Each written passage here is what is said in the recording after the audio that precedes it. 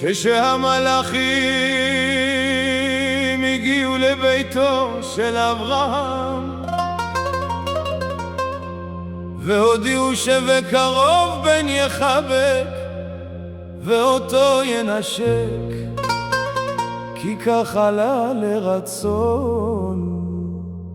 באוהל אמנו צחקה במלוא גרון, לעת בלותי עדנה תהיה לי, ואורח כנשים כבר חסר בי. למה זה צחקה שרה? נשאל אביה של בחול, מפי זה שברא הכל.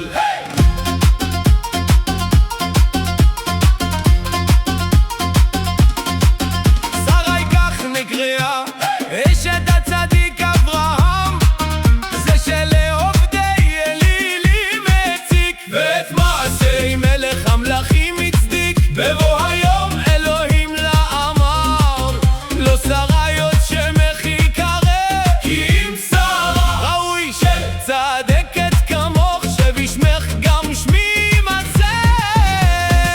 שאברהם בשלולית הביט את דמותה לפניו ראה, ככוכב שביט יפה כלבנה וליל ירח מלא, יופייה אולי כקרניה של חמה, שנשברות בין גלי הים לעת שקיעה, ובליבו יתמלא פליאה, למראה אהובתו הנשקפת אליו, ובהוד והדר מוקפת.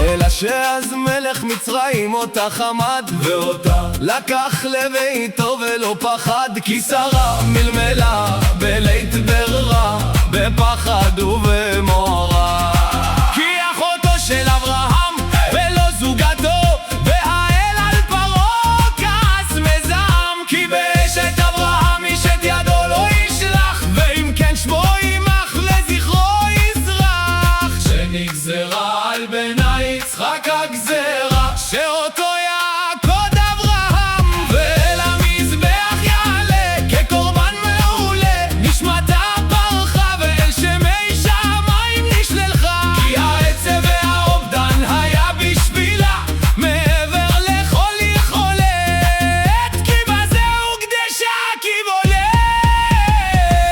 שאלתה נמרום בת 27 ומאה הייתה, בת 17 ללא חטא ביופייה מהמם, שבת 20 הייתה ללא חטאים, כי ככה מתאים לאם של אומה, של עבודת השם מתאימה, ובה השם אלוקי